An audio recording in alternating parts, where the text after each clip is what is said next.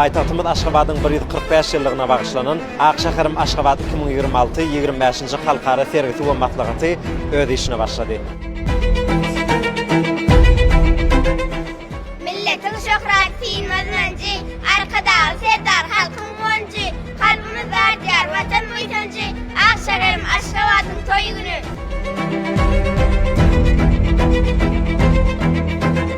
Sergi 120-den gowrak öňde barjy halkara we yerli kampaniýalary, ekologiýa taýdan diýansyz ýaşyl, akylly şäher gurşaw üçin döwrewap tehnologiýalary, önümleri we programma üçinçilik çözgütlerini, energetik we jemgyýetçilik hyzmatlary ýaly ugurlary öz işine alyp, gatnaşyklara tejribe alşmak, tanıştyrışlar we B2B gepleşiklerini alyp barmak üçin giň mümkinçilik bolup hyzmat eder.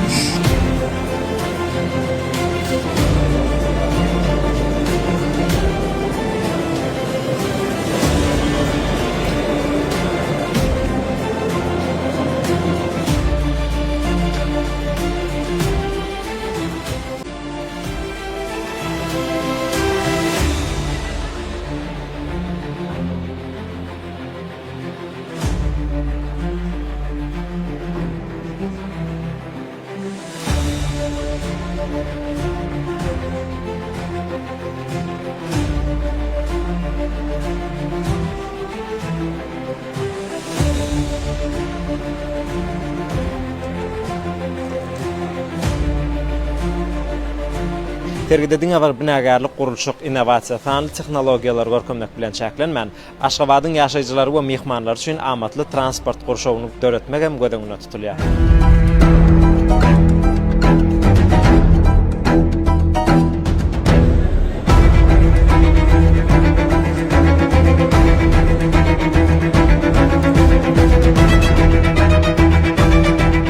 Birleşen Milletler Uramatynyň ähli dialogdan yerli hereketlere, durnukly, inkluziw we akylly şäherleri ösürmek halkara matlagaty, dünýäniň 55 ýurdundan 800-den urak wekili, inženerleri, binagarlary, tehnologiýa liderleri, maýadarlary, halkara uramalaryň we döwlet kampaniýalarynyň wekillerini bir ýere çekdiler.